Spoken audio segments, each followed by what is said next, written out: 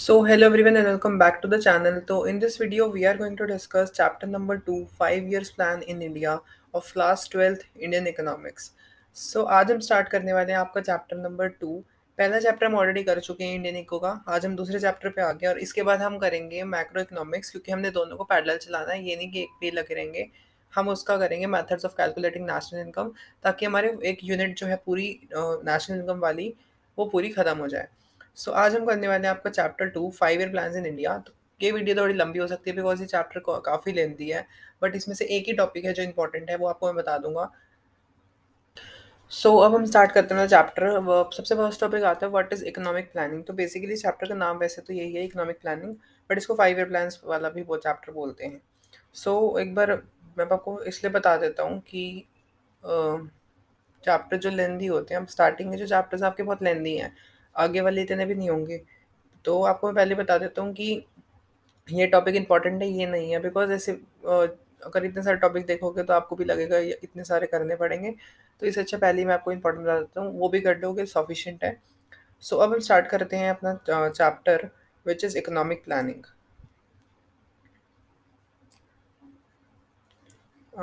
Economic planning. What is economic planning? It refers to a system under which a central authority sets a target and a specified set of programs and policies to achieve those targets within a specific period of time. क्या है economic planning? एक ऐसा system है जिसके अंदर central authority क्या करती है, एक टारगेट सेट करती है कि हमें इस टाइम तक एक तो ये पॉलिसी या ये प्रोग्राम अचीव करना ही करना है। इकोनॉमिक प्लानिंग बेसिकली ये होती है। क्या स्टेटमेंट दी गई थी प्लानिंग कमीशन के द्वारा? Economic planning means utilisation of country's resources in different development activities in according with national priorities. Economic plan का मतलब क्या है? कंट्रीज के रिसोर्स को यूटिलाइज करना अलग अलग डेवलपमेंट एक्टिविटीज में, बट नेशनल प्रायोरिटीज को ध्यान में रखते हुए। ये प्लानिंग कमीशन ने स्टेटमेंट दी थी। ठीक है, अब हमारा आता है next. In India planning commission in India planning commission sets up in 1950। 1950 date याद रखना कि प्लानिंग कमीशन जो है 1950 में सेटअप हुई थी। किसकी चेयरमैनशिप के अंदर? प्राइम मिनिस्टर जवाहरलाल नेहरू की चेयरमैनशिप के अंदर। 1 जनवरी 2015 को इसको रिप्लेस कर दिया गया था बाय नीति आयोग। और नीति आयोग का रोल क्या था? पॉलिसीज बनाना, ताकि हमारी कंट्रीज की जीडीपी ग्रोथ हो सके। जो प्रोफेसर पीसी मालुमनिस थे वो उनको आर्किटेक्ट ऑफ इंडियन प्लानिंग भी कहा गया है।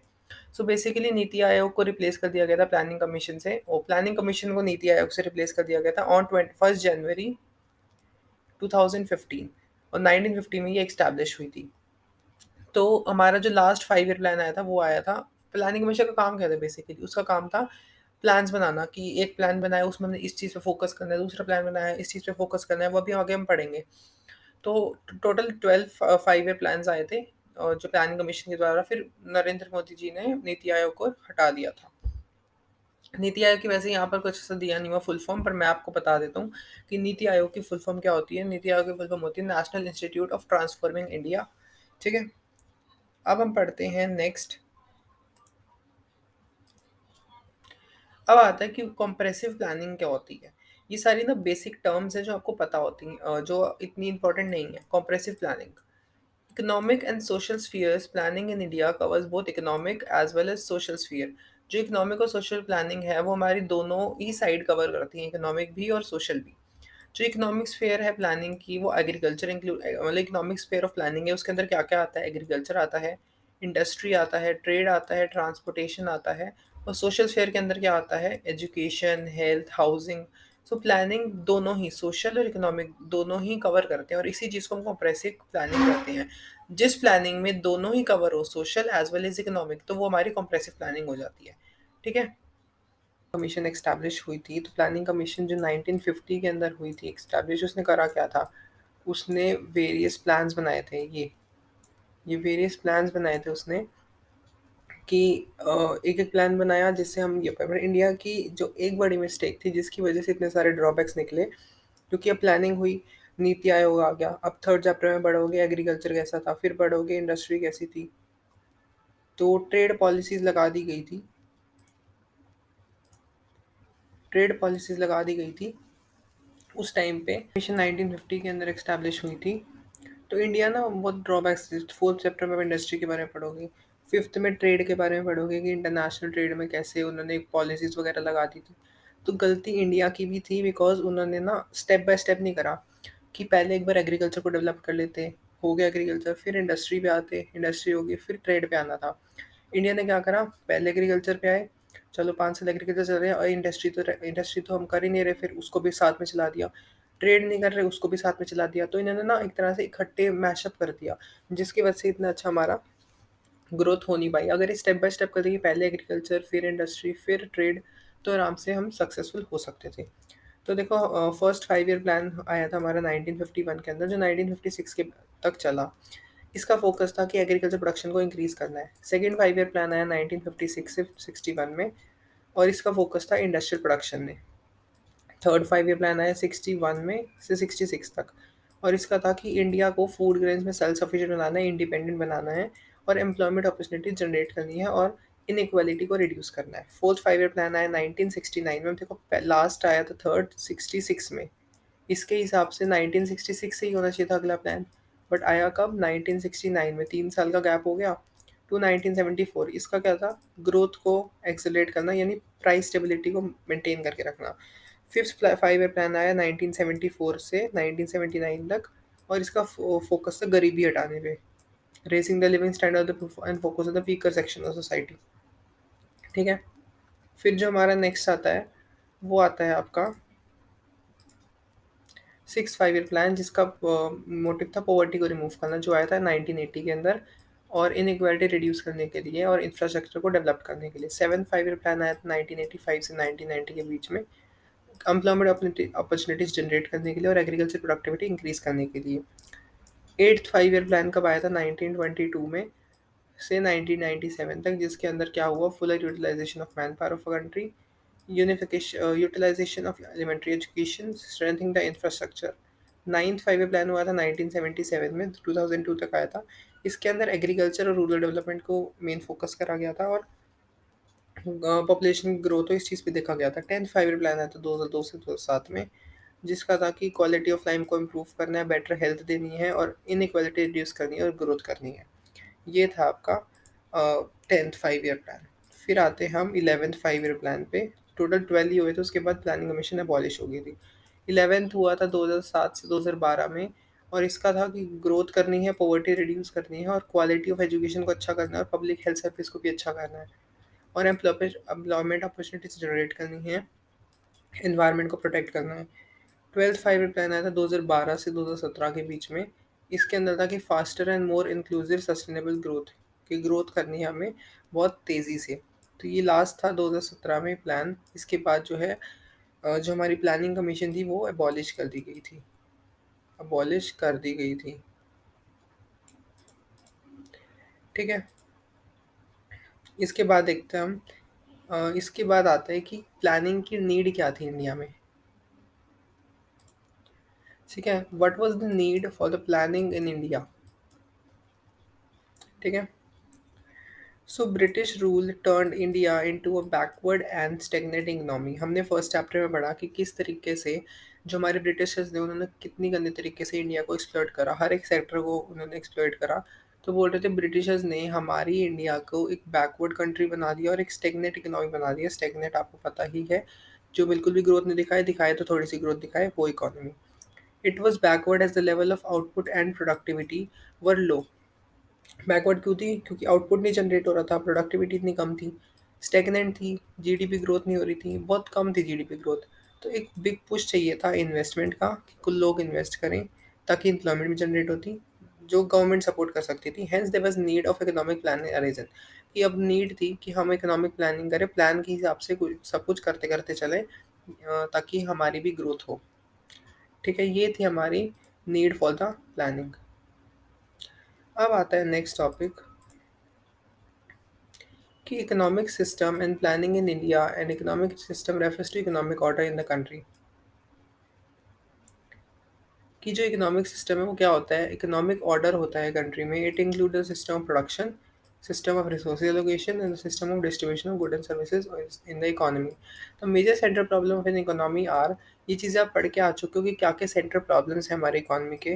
What to produce, it means deciding what goods to be and service are to produce, कि क्या प्रोड्यूस करें, हाउ टू प्रोड्यूस, कैसे प्रोड्यूस करें, कौन सी टेक्निक्स यूज़ करें, कौन सी गुड्स यूज़ करें या कौन सी टेक्निक यूज़ करें, लेबर इंटेंसिव करें या कैपिटल इंटेंसिव करें। ये आप अपनी माइक्रो में पढ़ के आ रखे हो क्या होता है ये सब। फॉर whom टू प्रोड्यूस, किसके लिए प्रोड्यूस करें। It involve deciding the distribution of output among the people, कि भाई किसके लिए प्रोड्यूस करना है। ठीक है। फिर आता है हमारा टाइप्स ऑफ इकोनॉमिक सिस्टम। हमारे पास अब यहाँ से है थोड़ा सा हल्का सा इंपॉर्टेंट शुरू, इतना ये भी नहीं आता पेपर में, बट ये चीज़ें आपको पहले से पता होती है बिकॉज आप माइक्रो में पढ़ के आ रखे थे। टाइप्स ऑफ इकोनॉमिक सिस्टम, हमारे पास 3 टाइप की इकोनॉमीज होती हैं, capitalist economy, mixed economy, socialist economy. Capitalist economy वो होती है जिसमें प्राइवेट फर्म्स, प्राइवेट सेक्टर ज़्यादा इन्वॉल्व होता है। सोशलिस्ट जिसमें पब्लिक होता है विद सोशल वेलफेयर मोटिव, और इसमें प्राइवेट मोटिव के लिए। मिक्स्ड होता है जिसमें पब्लिक भी होता है एंड प्राइवेट भी होता है। ठीक है। अब एक एक करके हम तीनों को डिटेल में देखते हैं। सबसे पहले हम देखेंगे कैपिटलिस्ट इकोनॉमी। कैपिटलिस्ट इकोनॉमी क्या होती है, इसको मार्केट इकोनॉमी बोलते हैं।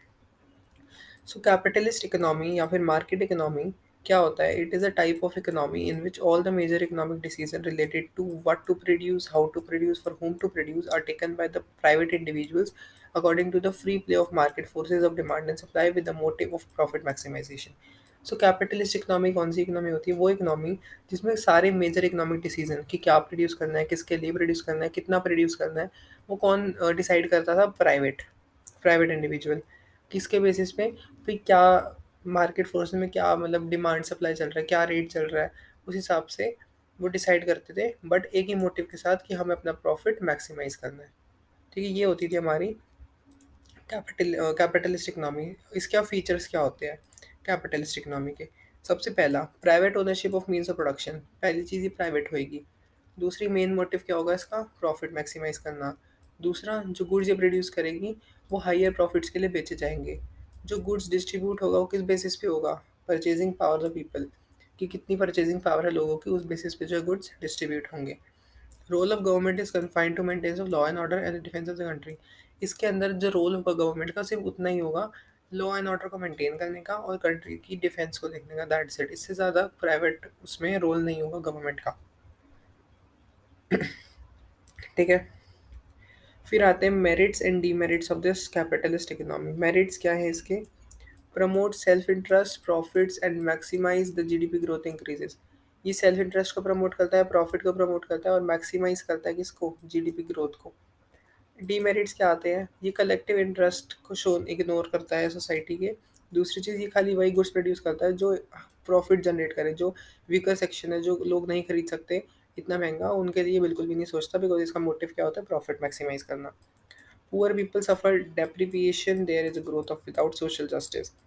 जो पुअर पीपल है वो सफ़र करते हैं और ग्रोथ किसके साथ होती है, सोशल जस्टिस के बिना होती है, सिर्फ प्रॉफिट मैक्सिमाइजेशन देखा जाता है। ठीक है। अब हम नेक्स्ट आते हैं सोशलिस्ट इकोनॉमी पे। सोशलिस्ट इकोनॉमी कौन सी होती है, it is a type of economy in which all the major economic decision related to what to produce, how to produce, for whom to produce are taken by the government और some central authority with the motive of social welfare. ये चीज़ तो बता चुका हूँ, इस ये वो इकोनॉमी होती है जिसमें क्या प्रोड्यूस करना है, किसके लिए प्रोड्यूस करना है, कितना प्रोड्यूस करना है, वो कौन डिसाइड करता है, हमारी सेंट्रल अथॉरिटी या फिर गवर्नमेंट करती है सोशल वेलफेयर के मोटिव के साथ। अब इसके फीचर्स देखते हैं।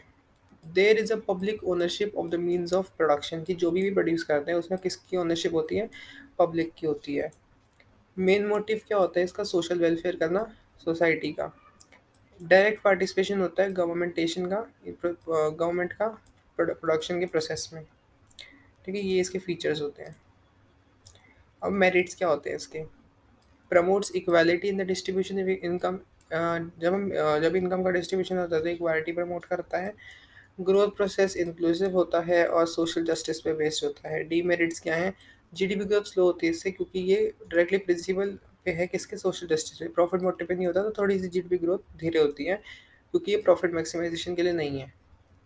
ठीक है, ये थे आपके डीमेरिट्स एंड मेरिट्स। अब हम बढ़ेंगे next economy which is mixed economy, जिसमें दोनों का हाथ होता है। A mixed economy is the one in which there is a private as well as public ownership of means of production, and production decisions are governed by the motive of profit maximization with checks and balances of social justice. वो कह रहे हैं mixed economy कौन सी economy होती है जिसमें private और पब्लिक ओनरशिप दोनों का होता है कंट्रीब्यूशन, और प्रोडक्शन डिसीजन कौन लेता है, गवर्नमेंट, किस मोटिव से, प्रॉफिट एक्विजिशन से, और ये भी चेक करता है कि साथ साथ सोशल जस्टिस या सोशल वेलफेयर भी हो लोगों का, खाली हमने प्रॉफिट मैक्सिमाइजेशन नहीं करना। फिर आते हैं हमारे फीचर्स। फीचर्स क्या है इसके? Means of production are owned by the private entrepreneurs as well as government, कि जो भी प्रोडक्शन होगा वो कौन ऑन करेगा? प्राइवेट भी करेंगे और गवर्नमेंट भी करेंगे। जो प्राइवेट सेक्टर है वो डिसीजन लेगा प्रॉफिट मैक्सिमाइजेशन के लिए, और पब्लिक सेक्टर किसके लिए लेगा? सोशल वेलफेयर के लिए। Both private and public sector engage in the process production, इसके अंदर दोनों ही इंगेज होते हैं, इसके पब्लिक भी प्राइवेट भी प्रोडक्शन के प्रोसेस में। ठीक है, अब इसके मेरिट्स और डीमेरिट्स देख लेते हैं। It combines the merits of both capitalist as well social economy, इसके अंदर दोनों के ही मेरिट्स आते हैं, कैपिटलिस्ट के भी और सोशलिस्ट के भी। जीडीपी ग्रोथ जो है इनकरेज करता है private sector as well as public sector profit maximisation focus के लिए। सोशल जस्टिस इनकरेज करता है पब्लिक सेक्टर, और वो क्या कर मतलब बेसिकली जीडीपी ग्रोथ होती है किससे? वो प्राइवेट सेक्टर जब वो फोकस करता है प्रॉफिट मैक्सिमाइजेशन के लिए, और सोशल जस्टिस किससे होती है? पब्लिक सेक्टर से, जो वो फोकस करता है सोशल वेलफेयर के लिए। डीमेरिट्स क्या है? Government sector is affected by the corruption leading to low level of productivity, government sector किससे अफेक्ट हो जाता है? करप्शन से हो जाता है, जिसकी वजह से प्रोडक्टिविटी का लेवल जो है गिर जाता है। ये था आपकी तीनों इकोनॉमी, इतनी इंपॉर्टेंट नहीं थी बट समझ तो आएगी होगी। अब हमारा बहुत ही इंपॉर्टेंट टॉपिक आ रहा है, यहाँ से मोस्टली क्वेश्चन बनता है, इसमें से ज़रूर आते हैं question. This is important. Long term goals of planning. इसमें हमारे दो टाइप के गोल्स होते हैं, long term and short term. Long term बहुत इंपॉर्टेंट है, इनमें से डायरेक्ट क्वेश्चन आता है। अभी मैं पूरे गोल्स बताता हूँ। Long period goals are the common of all to 5 year plans, they are generally known as common goals of 5 year plans और objectives of planning. It refers to goals which are to be achieved over a period of 20 years। ये long term goal common goals हैं 5 साल के अंदर, जो 5 year plans होते थे ये उनसे हट अलग है। ये कौन से गोल्स हैं जो अचीव करने होते हैं 20 साल के अंदर अंदर? ठीक है, अब वो गोल्स दिखा देते हैं आपको कौन से गोल्स हैं। कॉमन गोल्स कौन कौन से हैं? पहला, सेल्फ रिलायंस और सेल्फ सफिशिएंसी, इक्विटेबल और equity, modernisation and GDP growth. तो इन चारों को एक एक करके देखेंगे, और इनमें से ज़रूरी नहीं है आपसे सिंपली क्वेश्चन आ जाए कि what are the common goals of 5 year plan, ऐसे ज़रूरी नहीं है। वो कह देगा कि एक्सप्लेन सेल्फ रिलायंस या फिर self sufficiency as a goal of 5 year long term 5 year plan. Explain equitable और equity as a common goal of 5 year plan, मतलब एक सिंगल सिंगल को भी एक्सप्लेन करने के लिए कह सकता है वो। तो ये वाले टॉपिक को ध्यान से सुनना, ये टॉपिक है आपका इम्पोर्टेंट। ठीक है, अब सबसे पहले देखेंगे जीडीपी ग्रोथ। सो जीडीपी ग्रोथ क्या है? GDP growth means increase in the level of output in the economy, consistent increase in the flow of goods and services over a period of time is called economic growth. The increase in GDP depends on two factors: increase in resources of a country and increase in productivity of the country. Through innovative and advanced technology and planning in India is to was to ensure that natural resources were fully explored and production technology was continuously improved so the GDP growth rate increases. देखो है क्या basically, वो कह रहा है GDP growth का मतलब क्या है? जीडीपी ग्रोथ का मतलब है कि जब आप लेवल ऑफ आउटपुट इंक्रीज करोगे इकॉनमी में तो क्लियर सी बात है जीडीपी ग्रोथ होगी। और अगर मैं दूसरी उसमें क्या हूँ, तो अगर आप देखो, अगर किसी चीज़ की डिमांड हो रही है, आप उस चीज़ को ज़्यादा प्रोड्यूस करोगे, उस चीज़ को ज़्यादा प्रोड्यूस करोगे तो एम्प्लॉयमेंट ज़्यादा जनरेट होगी, एम्प्लॉयमेंट ज़्यादा जनरेट होगी तो आउटपुट ज़्यादा जनरेट होगा, आउटपुट ज़्यादा जनरेट होएगा तो जीडीपी ग्रोथ ऑटोमेटिकली होएगी। और अगर हमारी टेक्नोलॉजी अच्छी होगी, टेक्नोलॉजी इंक्रीज करेगी तो भी जीडीपी ग्रोथ होगी। तो ये सारे पॉइंट्स आप उसमें लिख सकते हो।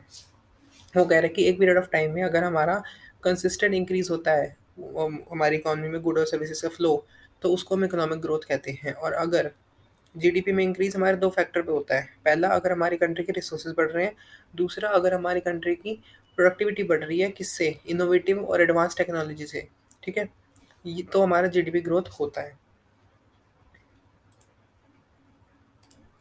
नेक्स्ट हमारा आता है मॉडर्नाइजेशन। मॉडर्नाइजेशन नाम से समझ आ रहा है, मॉडर्नाइज होना, एक नई टेक्नोलॉजी को अडॉप्ट करना, कि हम एक अच्छी सी नई टेक्नोलॉजी अडॉप्ट कर ले ताकि हमारी ग्रोथ हो। हमारी ग्रोथ होएगी तो क्या होगा? हमारी कंट्री की डेवलपमेंट होगी, कंट्री की डेवलपमेंट होगी तो सब अच्छा होगा। It refers to adoption of modern technology in process of growth. Modernisation का मतलब ही क्या होता है कि मॉडर्न टेक्नोलॉजी को अडॉप्ट करना ग्रोथ के प्रोसेस में। Output can be increase by two ways, दो वेज से जो है आउटपुट इंक्रीज कर सकता है। Increasing the pool of resources, कि पहला जो हमारे रिसोर्सेज हैं उनको इंक्रीज करो, जितना उनको इंक्रीज करेंगे हमारी प्रोडक्टिविटी बढ़ेगी, प्रोडक्टिविटी बढ़ेगी तो हमारी कंट्री क्या कहते हैं, हमारी कंट्री की ग्रोथ होएगी। Use of advance innovative technology, आजकल देखोगे तो काफ़ी सारी एडवांस नई नई टेक्नोलॉजीज आ रही हैं, इनोवेटिव टेक्नोलॉजी आ रही है। अगर हम उनका यूज़ करेंगे तो हम मॉडर्नाइज होंगे, हमारी कंट्री की डेवलपमेंट होगी, ग्रोथ होगी, बेसिकली जीडीपी भी बढ़ेगी। तो मॉडर्नाइजेशन में ये लिखोगे, modernisation leads to increase in productivity. Basically modernisation क्या होगा, प्रोडक्टिविटी में इंक्रीज आएगा। Next goal of development is self sufficiency. Self sufficiency मतलब खुद आत्मनिर्भर बनना, इंडिपेंडेंट बनना, सेल्फ रिलायंट होना। Self reliance means state of non dependent on the rest of the world, कि बाकी कंट्रीज पे डिपेंड नहीं होना हमें किसी भी चीज़ के लिए, फॉर द फाइनेंशियल रिसोर्स या कोई भी टेक्नोलॉजी हो हम वो खुद ही करेंगे। It means ability to provide essential goods, या जैसे कह लो फूड ग्रेन जो हमारे एसेंशियल गुड्स है, without help of others. This goal was given by high priority during the first seventh plan in 1965 USA, threatened India to stop exports of food grain to India if it did not stop the war with Pakistan. The India wanted to be self-sufficient in food grains to avoid the uncertain supplies from the rest of the world. So self-sufficiency का मतलब क्या है? Self-sufficiency का मतलब है कि state को non dependence होना, कि बाहर की कंट्रीज पे हमें डिपेंड नहीं रहना, कि हमें ये कोई भी हमारा रिसोर्स हो, चाहे वो फाइनेंशियल हो चाहे हमारा फूड ग्रेन्स हो, हमें किसी भी चीज़ के लिए बाहर कंट्री की डिपेंड नहीं रहना। हमारी खुद की एबिलिटी होनी चाहिए ताकि हम एसेंशियल गुड प्रोवाइड कर पाए अपने आप को किसी की हेल्प लिए बिना। ये गोल भी रखा गया था 7th 5 ईयर प्लान के अंदर, जिसमें यूएसए ने इंडिया को थ्रेटन करा था एक्सपोर्ट स्टॉप करने के लिए, किसका, फूड ग्रेन्स का, इंडिया तक, ताकि वो जो पाकिस्तान के साथ वॉर है वो रोक दे। बेसिकली ये था सेल्फ सफिशिएंट बनना। ठीक है, अब आता है हमारा next, which is equitable distribution of income and equity. Equitable distribution income का, बेसिकली इनकम का इक्वल डिस्ट्रीब्यूशन हो ताकि हमारी इकोनॉमिक ग्रोथ हो, क्योंकि अगर इक्वल डिस्ट्रीब्यूशन होगा तो हमारी कंट्री की डेवलपमेंट होगी और ग्रोथ होगी। सो economic growth is meaningless is benefit growth across the few section of society. Economic growth meaningless होगी अगर खाली वो फ्यू सेक्शंस को ही दे रही है, यानी खाली अमीर को ही दे रही है या खाली गरीब को ही दे रही है, तो वो एक इकोनॉमिक ग्रोथ मानी नहीं जाएगी। Growth serves no purpose when rich tends to become richer and poor countries continue to struggle for basic requirement of life। एक ऐसी इकोनॉमिक ग्रोथ का कोई फायदा नहीं है अगर रिच जो है और रिच होते जा रहे हैं और जो पुअर हैं वो बेसिक रिक्वायरमेंट्स के लिए भी सफ़र कर रहे हैं, तो वो ग्रोथ मानी ही नहीं जाएगी। All the section of society must get benefit of the growth so the distribution of income become equitable. हमारे सोसाइटी के सारे सेक्शन को जो है इक्वल बेनिफिट मिलना चाहिए, इक्वल ग्रोथ की अपॉर्चुनिटी मिलनी चाहिए, ताकि जो डिस्ट्रीब्यूशन ऑफ इनकम है वो इक्वल हो। इसका मतलब क्या है, it implies social equality and it main objective was planning in India. इसका मतलब क्या निकल के आता है कि सोशल इक्वालिटी पे बेस है, और सोशल इक्वालिटी हमारा मेन ऑब्जेक्टिव था प्लानिंग का। और हमारी प्लानिंग जो है किस पे स्ट्रेस करती है, on the fulfilment of basic needs of the citizen like food, clothing, shelter, education and health of every citizen. हमारी जो प्लानिंग है वो बेसिकली किसको फुलफिल करती है, कि फूड को फुलफिल करे, क्लोथ को फुलफिल करे, शेल्टर को, एजुकेशन को, हेल्थ को, हर एक सिटीजन के। ठीक है, दिस वॉज योर लास्ट गोल। अब हम आगे बढ़ते हैं। अब आते हैं हम, बस अब हमारा ये चैप्टर ऑलमोस्ट होने ही वाला है। नेक्स्ट आता है अचीवमेंट्स ऑफ द गोल्स, कि क्या क्या अचीवमेंट्स मिली हमें इस गोल से। टोटल 6 पॉइंट्स हैं इसका। फर्स्ट है increase in the national income. Goal से हमारी नेशनल इनकम में इंक्रीज है। नेशनल इनकम पढ़ के आए होगे। Prior to the planning national income in India was increase at the rate of 0.5 per annum, but by the end 7% plan it was recorded 5.8% reforms in the agriculture. वो कह रहे हैं कि पहले जब गोल्स नहीं आए थे उससे पहले हमारी जो नेशनल इनकम थी पूरे साल में सिर्फ 0.5% बढ़ रही थी, बट जब हमारा 7th 5 ईयर प्लान जब ख़त्म हुआ तो वो रिकॉर्ड हुआ 5.8% पूरे साल में हमारी नेशनल इनकम बढ़ रही है। फिर आता है reforms in the agriculture sector. इन्होंने क्या करा, कंट्रीब्यूट करा to development of agriculture. The major reforms were land reforms, improvement in technology, green revolution and self sufficiency in food grains was a hallmark of this changes. वो कह रहे हैं कि जब हमारे रिफॉर्म्स आए एग्रीकल्चर सेक्टर के अंदर, उसने सबसे ज़्यादा कंट्रीब्यूट करा किसके लिए, डेवलपमेंट करने के लिए, एग्रीकल्चर का। जो मेजर रिफॉर्म्स आए थे वो आए थे लैंड रिफॉर्म्स, जो आगे पढ़ोगे अब चैप्टर 3 में एग्रीकल्चर में, इसके बाद वाला ही है। ग्रीन रेवोल्यूशन और सेल्फ सफिशिएंट बनाया हमारी कंट्री को एग्रीकल्चर सेक्टर में रिफॉर्म्स आने से। तीसरा, growth and diversification of industry, industry का ग्रोथ हुआ। देखो 5 year plan India gave a big push to basic and capital goods industries like iron steel chemical fertilisers. India become self sufficient. देखो 5 year plan जो थे उन्होंने एक big push दिया था किसको, बेसिक और कैपिटल गुड्स को, इंडस्ट्रीज को, जैसे आयरन की होगी, स्टील की होगी, केमिकल फर्टिलाइजर की होगी।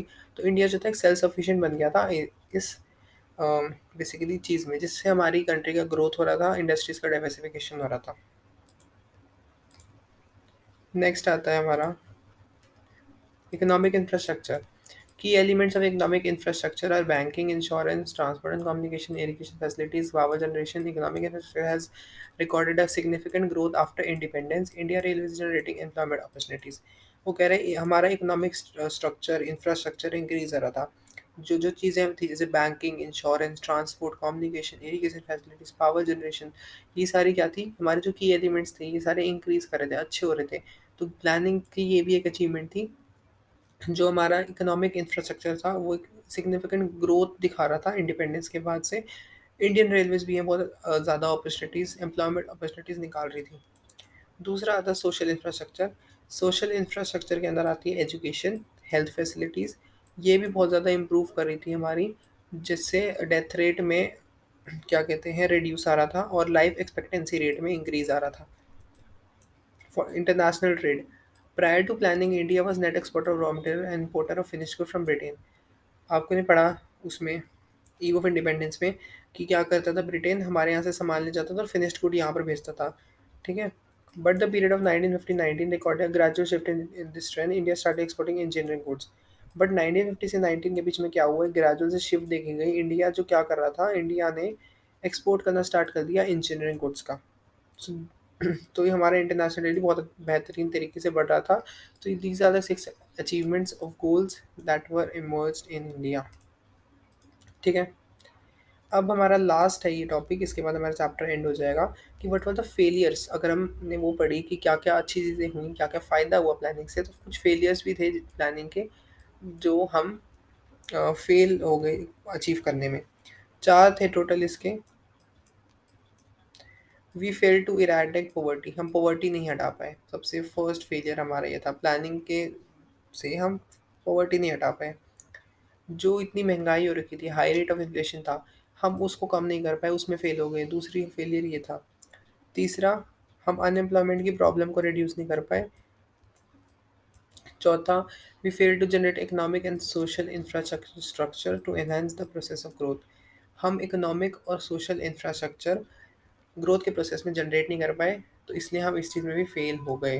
तो ये 4 चीज़ें थी जिसमें जो है हम डेवलपमेंट नहीं कर पाए, और प्लानिंग के ये ड्रॉबैक्स कह लो या ये फेलियर्स थे। So with this we have completed your chapter. Thank you for watching, and if you like, share, subscribe and press the bell icon for more updates, and don't forget to like the video. You can follow me on other social media accounts, all the links are given in the description box. तो finally अब हमारा chapter 2 खत्म हो चुका है, which is 5 year planning. After this you will getting the video of national income, मतलब methods of calculating national income, जिसके अंदर हम income method, expenditure method and आपका वैल्यू एडेड मेथड करेंगे और हमारा चैप्टर ख़त्म हो जाएगा।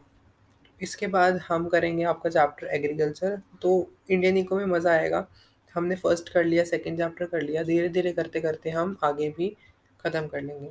सो अब मैं मिलता हूँ आपसे नेक्स्ट वीडियो में।